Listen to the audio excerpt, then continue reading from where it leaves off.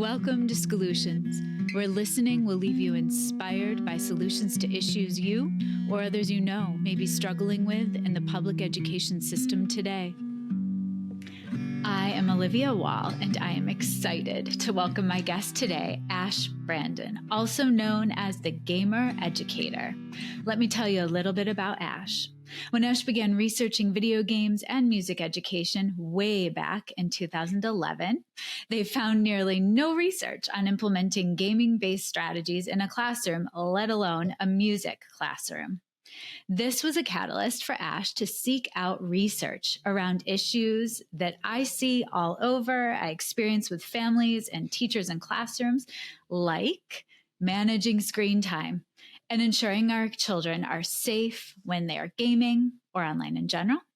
And also the fact that teachers need to be involved in creating authentic gaming-inspired classrooms and experiences over gaming companies that have their own agendas.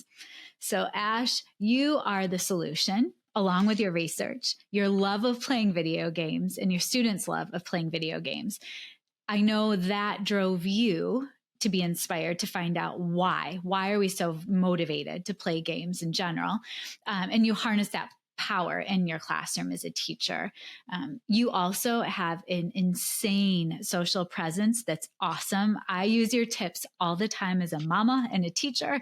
And you have so many practical tips for managing screens that benefit the whole family. So I'm thrilled to have you as a guest on Solutions, Ash. Welcome.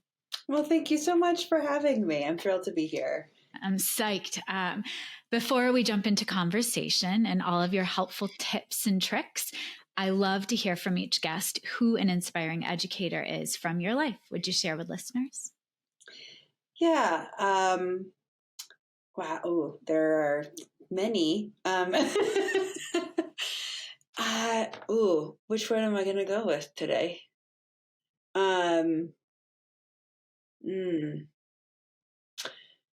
I had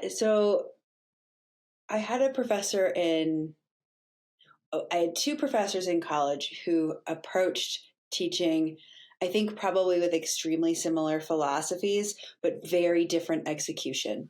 And I think that they probably would have said they wanted the same things, that they wanted students to be self-motivated in their learning and, learn the importance of coming to class and engaging through their own, like through students' own practice, but they went about it very differently. So I had one professor who,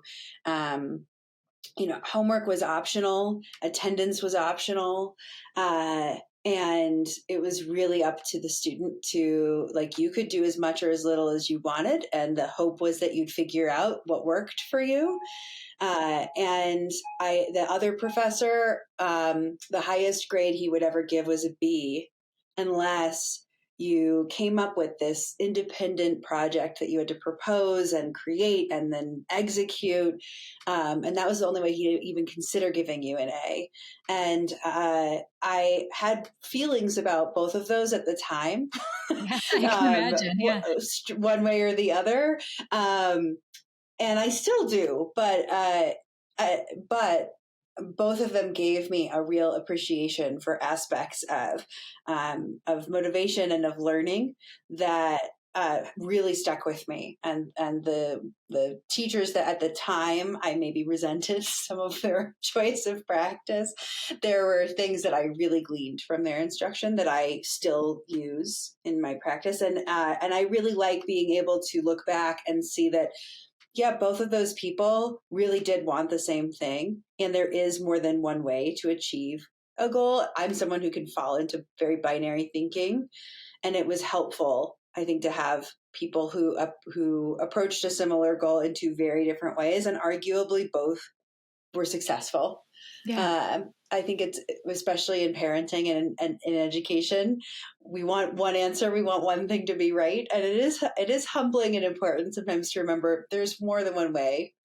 There's not just one way to do these things, even if it's the way we think is best. It's so humbling, and it speaks to who you are as a person as well, and why I appreciate your approach to gaming, to screen time. I would say so much, and I'd love for listeners to also understand your journey as an educator. What led you to be known as the gamer educator? I think it's fascinating. Well, practically it was because I realized I probably shouldn't go by my name. And then I was like, oh, probably should change that. So that was really, I mean, that was, but I never thought that being, like, I truly never thought that having an interest in gaming as part of my life was in any way exceptional. And I don't mean that as a good thing. I mean, like, literally as an exception to other people in education. And it wasn't until I was in education that I realized that my view of games is just, oh yeah, it's something I do. You know, I never thought of it as unusual in any way until I was in education. And suddenly I found myself really surrounded by people who talked kind of derisively about gaming, of like, oh yeah, that's what they want to do, as if it's a waste of their time. And, you know, part of it was age, but also not. You know, my parents are like very old baby boomers. They're toward the cusp of baby boomers. And you know, they I've told this anecdote before. Before I was born, they lived in the mountains, and they would sometimes drive an hour and a half each way to go into the big city and play Pac-Man. Yeah. And then they would drive back on like a Friday night, you know, a 3-hour round trip so they could play Pac-Man and Galaga at the arcade. And I grew up with that. I grew up with, you know, they would fully admit that that was, you know, something they did when they were like young and a little careless and without kids. But we then grew up with video games as part of our life and part of my life. And it was just not a big thing. Yeah. And it was expected that it fit into the other parts of my life. And so I became an adult who was like, oh yeah, I'm going to practice and I'm going to hang out with friends and I'm going to go for a walk and I'm going to, you know, play the newest whatever game. Yeah. And when I went into education, I just saw it that way too, of like, well, we connect with kids when they're interested in basketball. We connect with kids when they're interested in a band we like. Why would we not connect with them about this other interest? Yeah. And it was kids' reaction that made me realize, oh, I guess maybe this is not something that they receive from their other teachers. Yes. And because I like gaming, that's when I really became interested in it as a tool. And when I was doing my master's degree was at the height of Guitar Hero craze. Yes. And I was a orchestra director and I was a string like pedagogy, like that was my focus in my master's. And I was struck because Guitar Hero actually gives scaffolded instruction essentially for how to play these songs that is very similar to some of the ways that we teach beginning string players. And I was struck and thought, oh my gosh, like orchestra teachers must be so happy because a very dry idea, right? String pedagogy is now somehow like interesting in a really novel way. They must be so excited. Mm-hmm. And then that's when I turned to the research and found no one was doing anything about that. Like no one was harnessing that, at least not in a way that they were publishing about, which doesn't mean it wasn't happening. And so then I thought, okay, I'm going to look more at this. I'm going to dive into this more, see what I can find, and just didn't really find very much. And so then I decided, okay, I'm just going to try stuff in my own classroom. And instead of thinking, oh, I'm going to haul an Xbox into my room, which is not practical, instead I thought, well, what is it that makes us want to play these things? What is it that makes us want to do these things? And how do we bring those feelings into teaching, into instruction, into curriculum? And that's what I really focused on instead. And I liked where that took my teaching and I liked where it took student learning. And that's where this all kind of came from. And then in the pandemic, I pivoted onto social media because I realized I wasn't going to be able to go to a convention or a conference and share these ideas. Yeah. So I was like, oh, I got to find some other way of scratching this itch. And yeah, it was just very like a happy accident. When I pivoted onto social media, that's when I realized, oh, I thought this was unique to education. Like I thought this hold up was specific to educators. Yeah. No, it's not. It's actually most people with kids. And that's when I really pivoted to more about management and bringing that perspective to people. Because especially in the last few years, our reliance on technology has become more than it Significant. was, Yeah. and it's probably not going to go away. And so we really do have to find a way to forge a relationship with these things that is sustainable. And it isn't just all or nothing, and find something that's going to work for everyone. I lean on your social posts, especially Insta, often. And I love how they're designed. Little intro photo feels a little like Minecrafty. I think I am also a child of the 80s and 70s. Oh, And yes. I appreciate the design.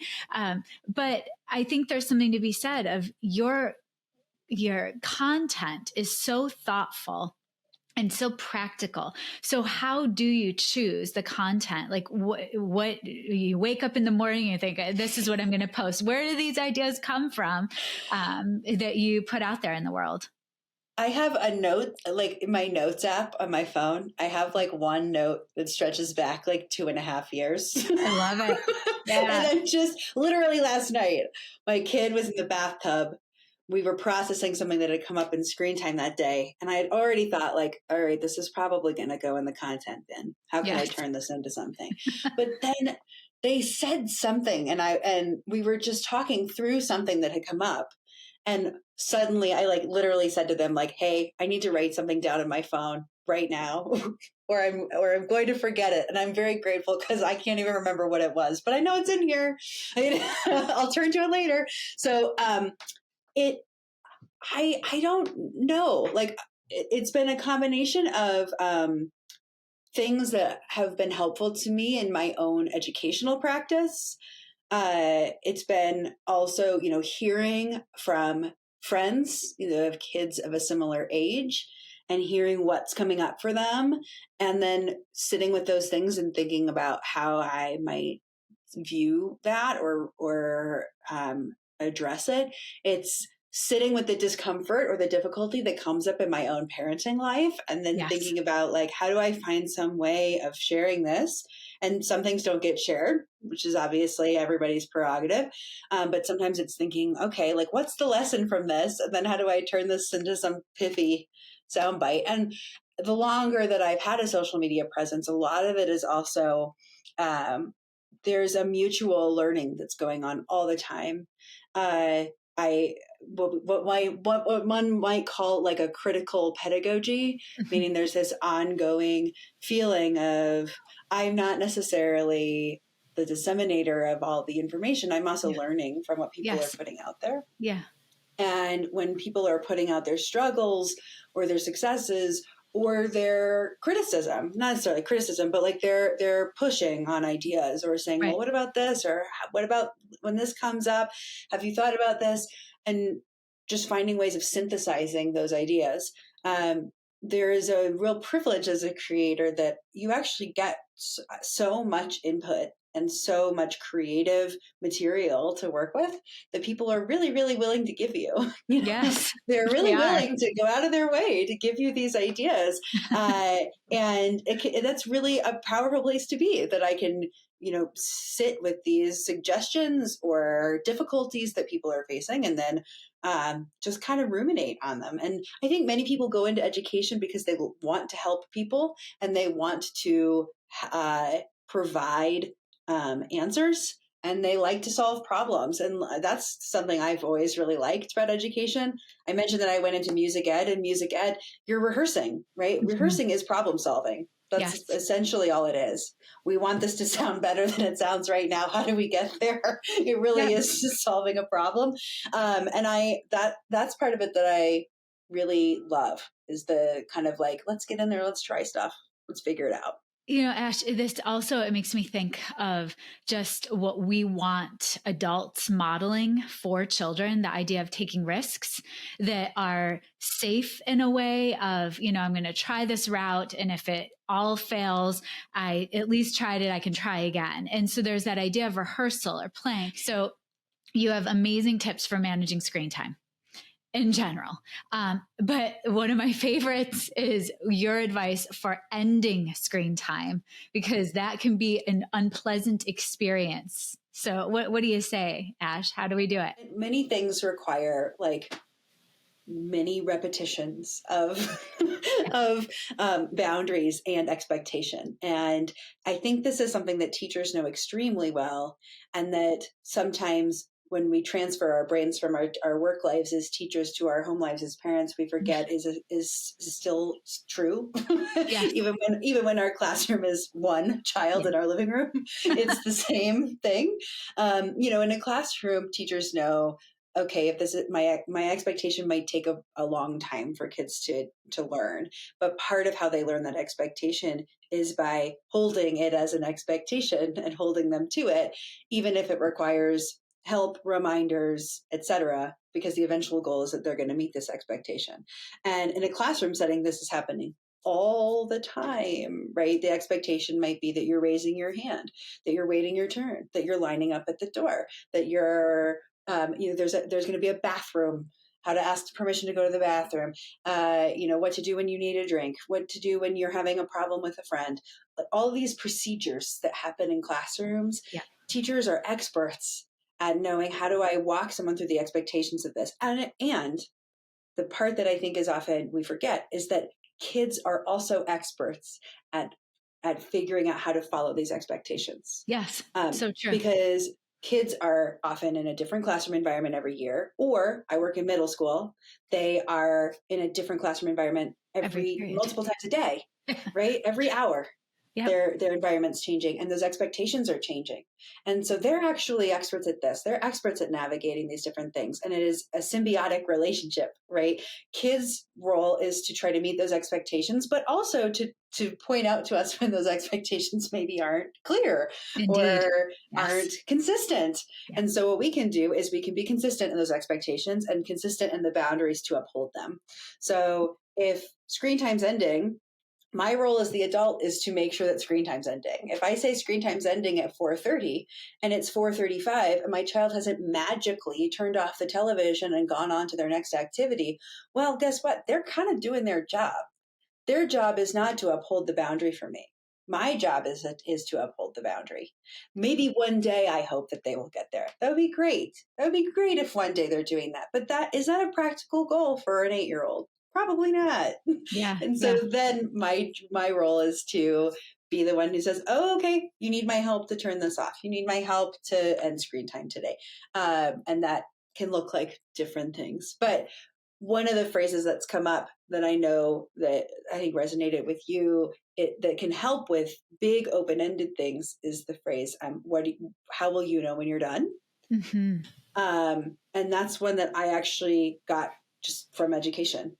That was one I got from teaching practice. I love it. When I would be working with kids on these huge projects that would take weeks, and I see them for 45 minutes a day. Well, every kid's going to be in a different place. So I couldn't necessarily say to the whole room, you have to be at this point today. Because if we're trying to let kids self-pace, that's not always going to be true. So instead, I began using these phrases for executive functioning skill. That was, how will you know when you're done? Or what is a stopping place you want to get to today? Or by the end of this week, what do you want to have? Okay, then what does that look like every day? So that we're helping them envision a final goal and then ways to meet that goal, right? That's just backwards design. That's great practice. And it's also really good executive functioning. And this brings in a piece I think is so important in talking about gaming and screens, which is that we often look at screens and see them as a waste, see them as a sole leisure time, but we forget that there are life skills in those leisure activities that we can be enforcing. And I think that's just one example. Yeah, I think it's brilliant. And I love how the phrases that you use transcend whether it's gaming or whether it's classroom time. It's just in general life skills. And that's why I appreciate your approach. I also am grateful to your tips for keeping kids safe when it's on, whether it's YouTube or tablets or our phones. What are some of your tips for parental guidance or caregiver guidance? So the first thing I'm going to say, I want to couch, because the first thing I'll say is I think the best thing we can do is go in with a game plan and go in with some idea of how we're setting ourselves and our kids up for success. That said, I also I've been there when the rubber hits the road, and that's not always possible. And even if we go in with a plan, things will go wrong. It's just the nature. It's inevitable. Yeah. It's going to happen. So I think we also have to recognize that we always have the ability and choice to change something, to reset, to try again, to make a change. And that, if we do one thing and it doesn't go the way we wanted to, we're not committed to that for life. We can try something different. And again, to go back to teachers, teachers do that all the time. Mm-hmm. Oh, wow, we tried this, really didn't work. We're going to make a change. Yeah. And just like I mentioned that kids are very good at changing expectations, kids are actually really flexible and really resilient, especially when we kind of give them that expectation. Yes. So going in with a game plan is great if you can. And so things that can help with that, most consoles, devices, and even apps or games within those devices have parental settings, adult content settings, and they can be extremely easy. They can be extremely hard to figure out. YouTube has some robust controls, but they are not intuitive at all, for example. Okay. So looking ahead of time to see if there's any controls to set yourself up for success. It's much easier to give kids a curated list of things to do than to then try to restrict after the fact. But I think it's also good to go in with just an idea of what are some just basic behavioral expectations that I would like to have about this that are maybe not very specific to the technology and are more just specific about things like, what do we do when we encounter unknown things? Yes. Because, for example, if we try to establish a norm with our kids that's, hey, when you're encountering something new, this is what I'd like you to do. Yeah. Right. If you're wanting to do something new, I want you to ask me first. Or I want you to let me know so I can look at it first, or however you decide to do it. But that doesn't just have to mean games that you download. It can, but it could also mean, books. It could mean activities. It could mean friends. We probably wouldn't want our kids to go over to someone's house we've never met before. Right. Yeah. And if we instead frame it as when you're wanting to do something new, first I want you to do this, then we can suddenly apply it to everything, or at least many things. And it might feel a little less surprising to our kids. We're also giving them kind of a framework that they can work in. And we can also show how we're going to navigate that as the adult. Of when you ask me to do something new, here's what I'm going to do. I'm going to get to know it, or I'm going to ask questions, or I'm going to look at it first, or I'm going to sit there and look at it with you. So that we have kind of an idea of how we approach these things. And then, like you brought up, we're also modeling for our kids what that can even look like. Yes. Here's what I'm looking for. Here's what I'm keeping in mind. Here's what I'm noticing that makes me nervous. Here's what I'm noticing that I feel okay with. So that our kids are getting a sense of that from us. And so it doesn't just feel like we're a parental mystery box that just kind of makes arbitrary decisions. Because that doesn't feel good to kids. It doesn't necessarily feel fair, but also it's not giving them skill. Right. If the message they're getting is I ask my adult, then my adult arbitrarily makes a decision. Well, that's not going to help when one day I want my kid to decide whether or not this is something they want to watch on their own or play on their own. I do want them to have those skills. Yeah. But finding those frameworks, and then not being afraid to let technology help you. Whether that's, content limits, time limits, all of those kinds of settings that are available, especially with young kids. Often having something neutral enforce those limits is actually a lot easier sometimes than having an adult enforce them. And I think sometimes people view those as cheats, but we adults use those things all the time as scaffolds for ourselves. I hide certain apps on my phone that I don't want to see so that it's I have to be much more intentional on whether or not I access them. Yeah, That's so not true. a cheat. Like that's literally me just accommodating something so that that are better for me overall. And those are also things that I would want my kid to be able to do. So I think we can model that as well. I think having the conversations it's so critical. And I love like the pre-gaming or the priming before you get into games. But I think it's important to let our kids know that different households have different rules when it comes to gaming. And I was really proud of our younger son the other night. He had a friend over. We were in the other room with his family and parents, and he actually came in and they asked if they could game. And then my younger son circled back and said, I just want to check with you to see if this game would be okay in your eye, because here are things that happen in this game.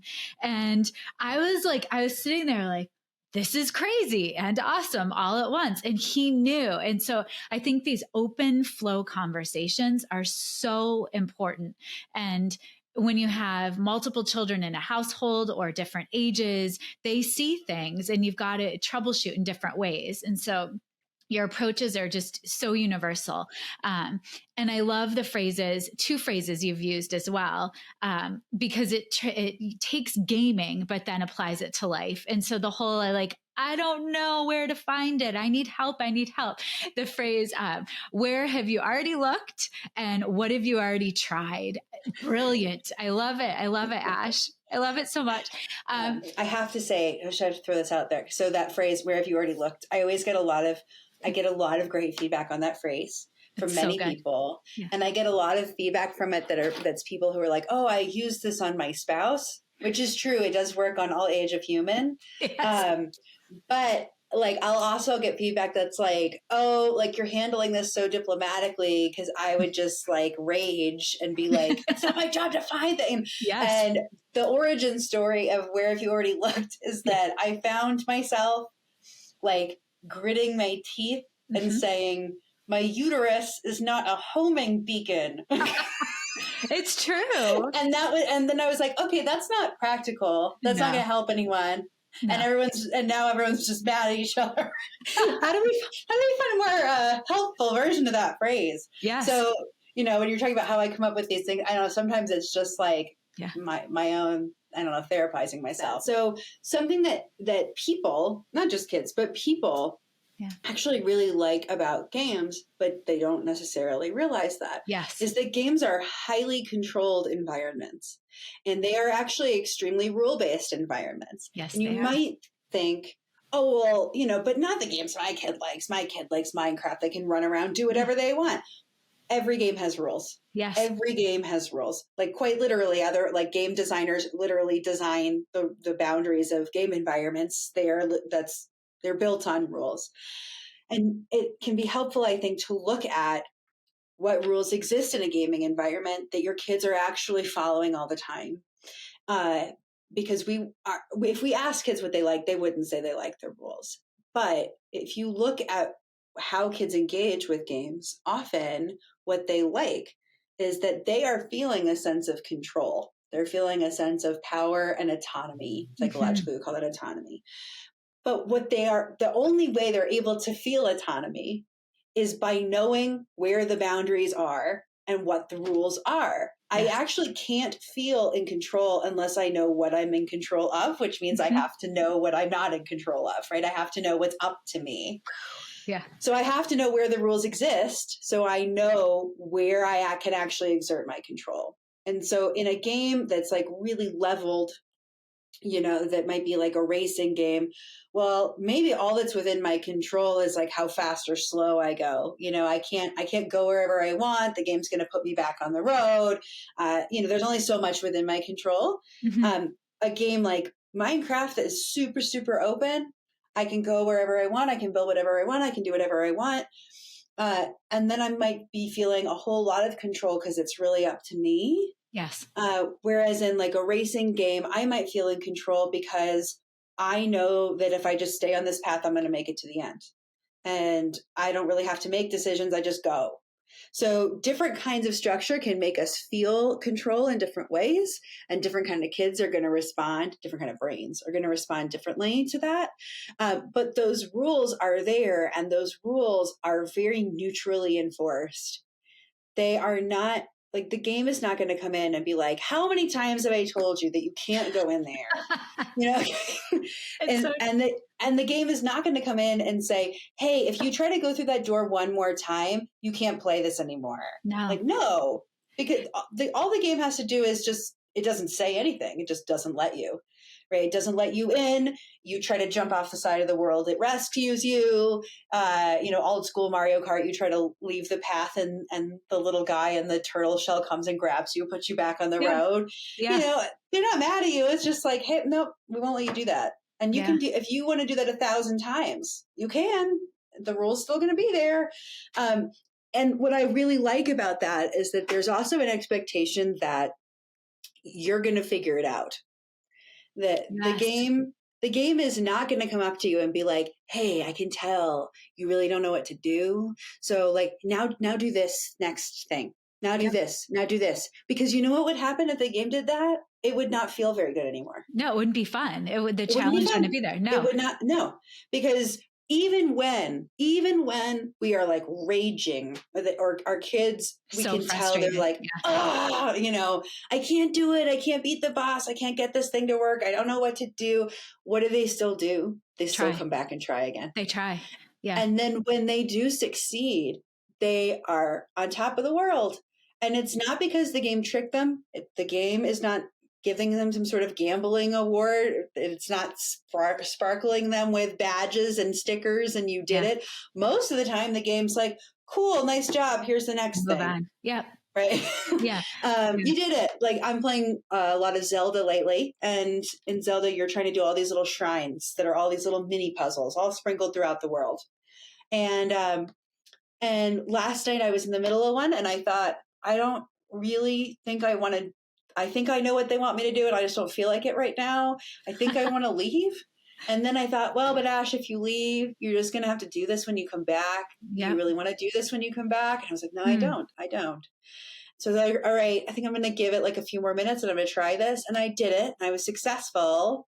And then the game spit me back out into the world and was like, okay, cool. Get back on your horse. Done. The game is just like, great. You got to decide whether or not you did it. It's up to me to decide as the player, how happy am I about this? And that puts a lot of that executive functioning skill on the player of like, you have to decide, what are you going to do? What are you going to try? What are you going to interpret? How can we review our work? How can we decide what makes sense to try again? And all of that's happening within this environment that is actually pretty structured, but is giving us this feeling of control, and then allowing us to fail in terms that feel acceptable to us, and then allowing us to feel this rush of competence, of success, when we are meeting our goals and we're the ones deciding to meet our goals. And all of that just catapults itself into a lot of intrinsic motivation that then makes people go, well, I want to do more of that because I felt in control and successful. Who wouldn't want to feel in control and successful? But that's not insidious. It's actually just really good psychological design. And when those things happen in other activities, if our kids went to swimming practice and got better and then really liked it and wanted to keep going, we would be thrilled. We wouldn't be like, oh, that swim teacher just makes them want to play more, want to swim more.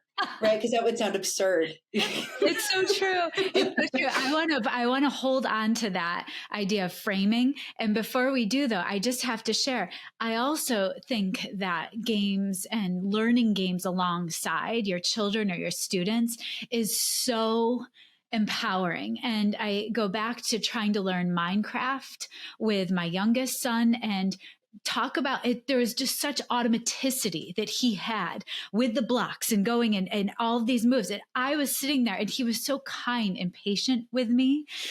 But there are a million rules with Minecraft, and there's also boundaries, because when you are in the same world with a friend, if you're in a different home or you can destroy each other's buildings too. So it's that I guess, peace that you have to have with what you create can be torn down by others, and what are my boundaries and worlds that are not just my own. And so I think of that a lot as a mom, and just trying to learn from my kids, because the kids know so much about this technology. And I think it empowers them to try to teach you, and you will learn all about these games from your child's perspective.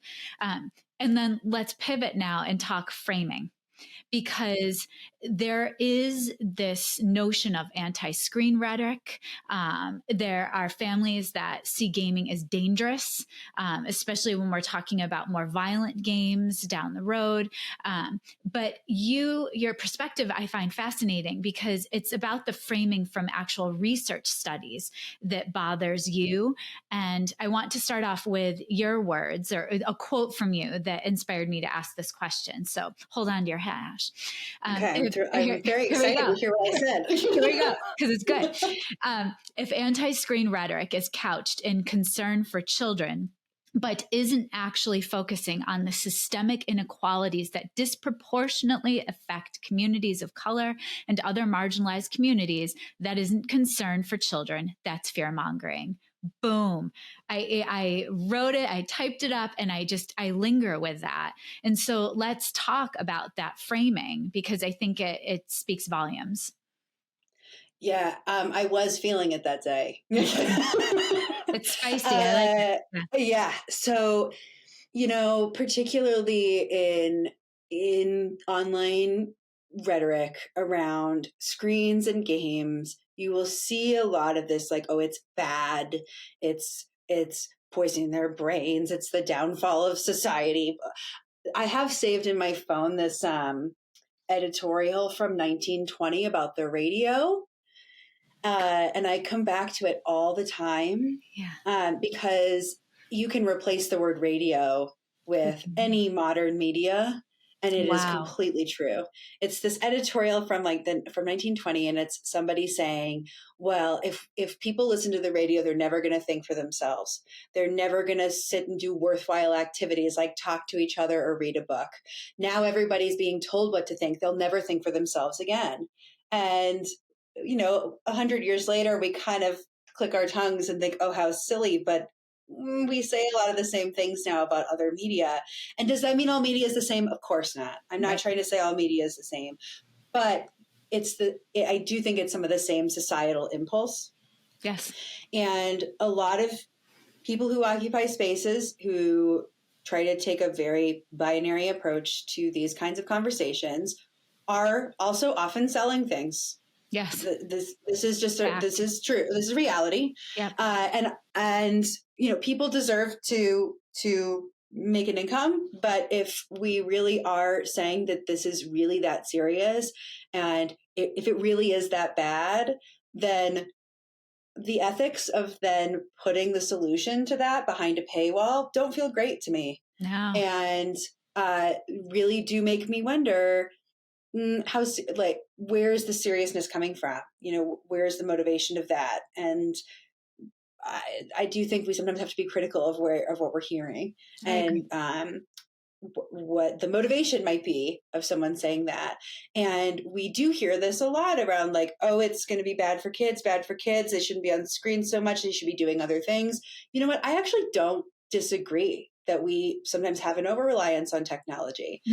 Particularly in education in the last few years, we have an over-reliance on technology. Absolutely. And if we think that's true, blaming the screen does not fix that problem.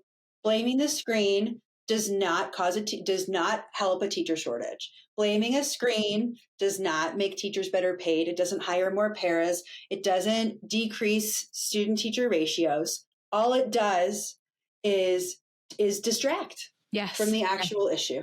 And same thing with home environments. Okay, you think kids are on screens too much? Okay, what are we doing to support families so that they have other things available to them? What are we doing to make sure kids have after-school programming that's accessible? What are we doing to make sure kids have safe access to the outdoors? What are we doing to make sure that kids are living in environments where they can be outside and are not at risk from, temperature crises or air quality issues and all these things that can impact people, and mostly as impact communities of color or marginalized communities who are already at risk for these other factors, often due to systemic oppression. Those are the things that we actually need to focus on, but they're a lot harder to focus on, and they're huge issues, and they're not as simple as just saying, "Oh yeah, the screen's the problem."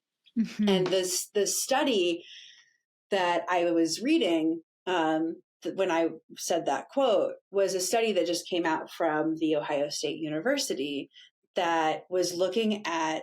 I need to speak broadly because I can't remember the specifics very well, but it was looking at the effects of screen time, specifically excessive screen time, on preschoolers' development later as they grew. Mm-hmm. And it found that there was not any relationship at all.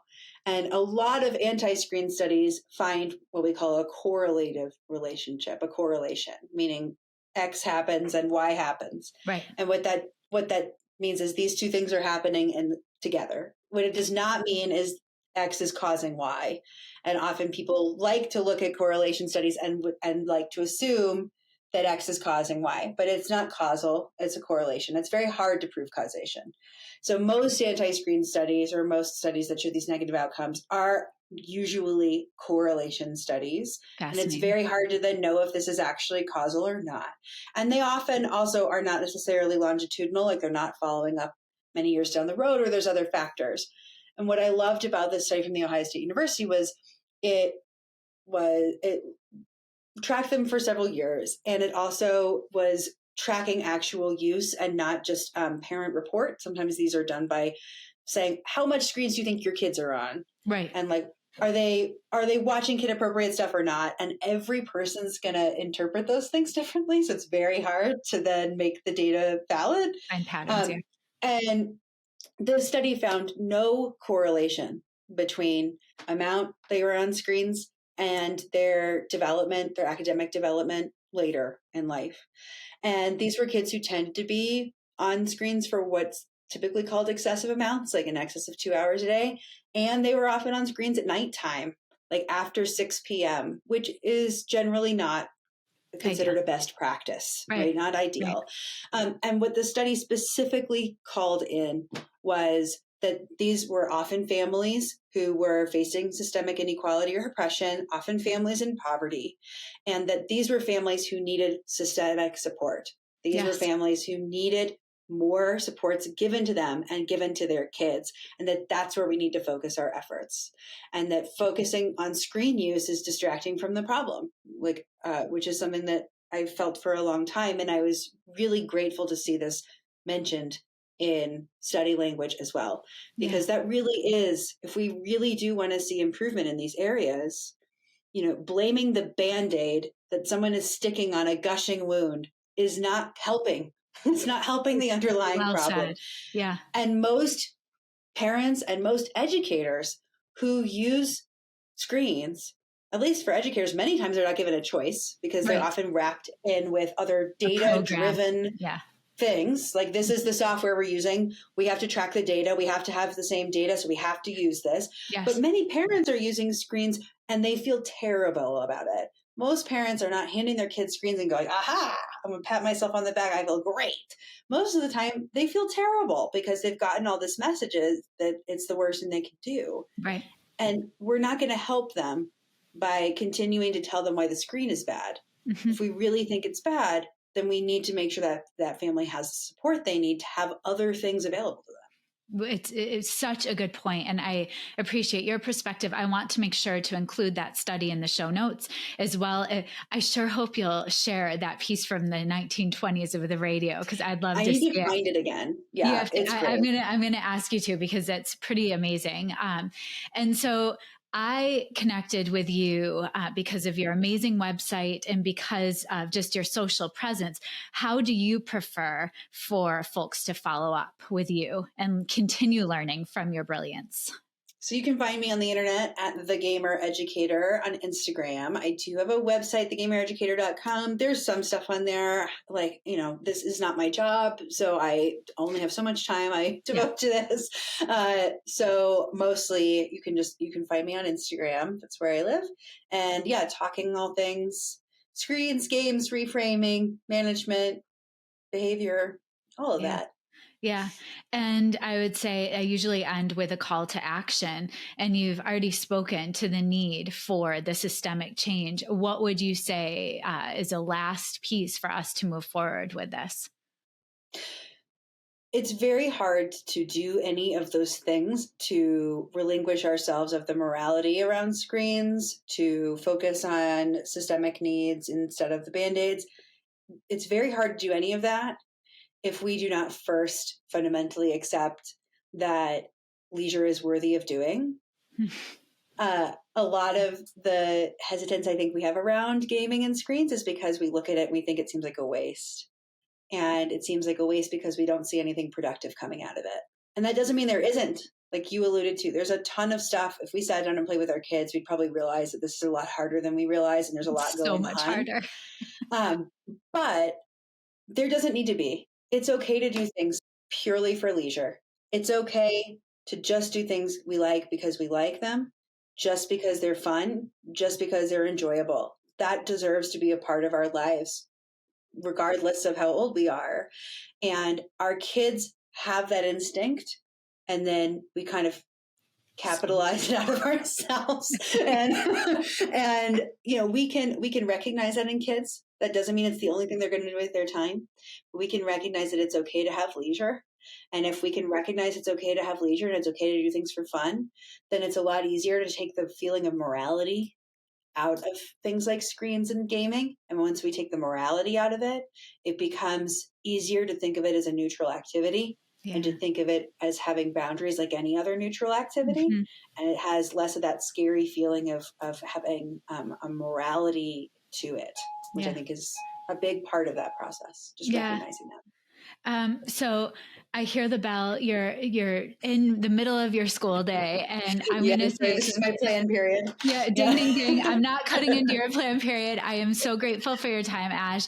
You're amazing. Keep creating, and I will keep following you and learning from you, learning with you, offering ideas and feedback. But I just thank you for your time. I really appreciate you and the footprint you are putting out there for us on the world.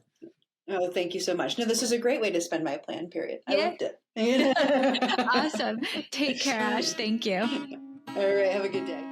Skolutions is a podcast created, produced, and edited by me, Olivia Wall. Special thanks to my guest, Ash Brandon. Also, a big thank you to my older son, Benjamin, who created the music that's playing in the background. I would love for you to share the podcast far and wide, leave a review, subscribe on YouTube, and follow us on TikTok, Twitter, Instagram, Facebook, and Threads at Skolutions Podcast. If you'd like to become a Skolutions sponsor or share episode ideas, leave me a SpeakPipe voice memo at my website, oliviawall.com/podcast, or connect via email at skolutionspodcast@gmail.com. Please keep listening. Let's continue to find inspiration together.